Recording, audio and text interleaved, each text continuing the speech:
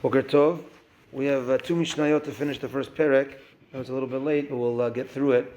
So just a little bit of a history lesson before these last two Mishnayot.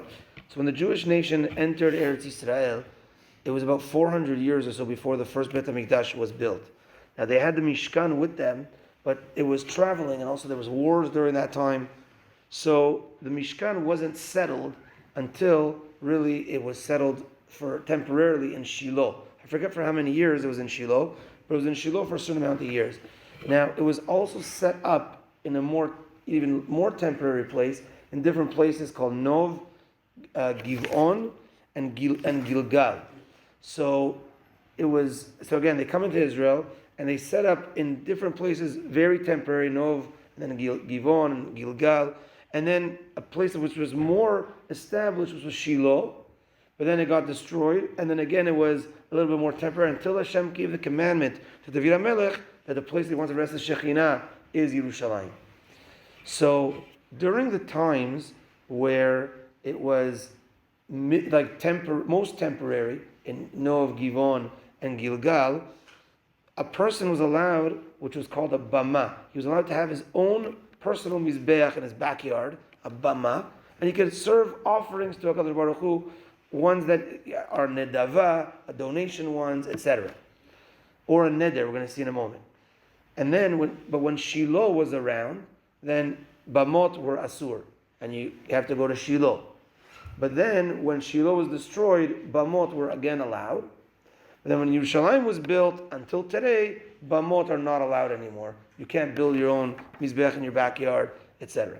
So now the Mishnah, because we're speaking about the en bens. There's no difference between this and that, except for this. The last ones is with regards to bama. En ben bama gedola le bama ktana ela pesachim. The difference between a bama gedola, the big bama, which was referring to when they were in the first status of Nov, Givon, and Gilgal, and your own personal bama, the only difference was Pesach. Where Pesach you couldn't do in your own personal bama, you have to go to the more established places, Nov, Givon, and Gilgal. And the Mishnah says, Ze HaKlal. This was the rule at that time. Kol shehu nidar v'nidav karev babama. Kol she'eno lo nidar v'lo nidav eno karev babama.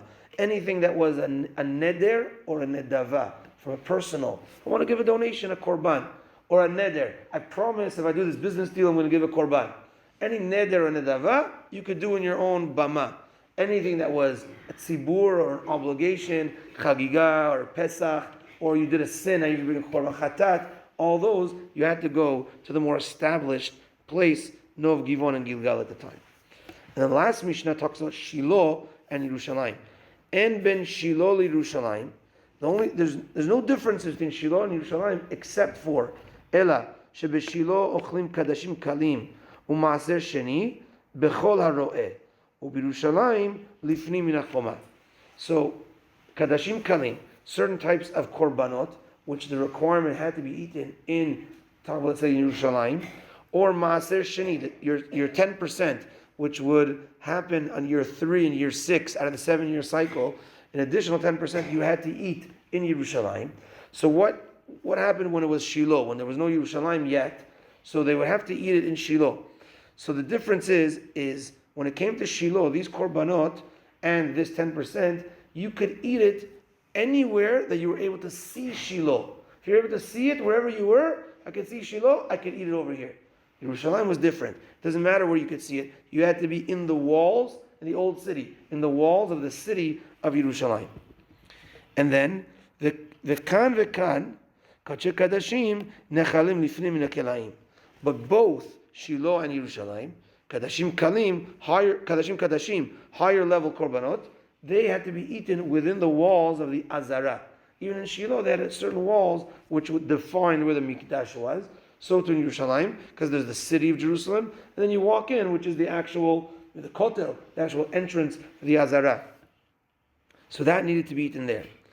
The last point of the Perek, Kedushat Shiloh yesh acharei heter, u'kedushat Yerushalayim en acharei heter. After the Kedusha of Shiloh was gone, after it was destroyed, Shiloh, it was allowed again to start bamot. But after Kedusha Yerushalayim, we're not allowed to have bamot any longer. That's how the Perek ends.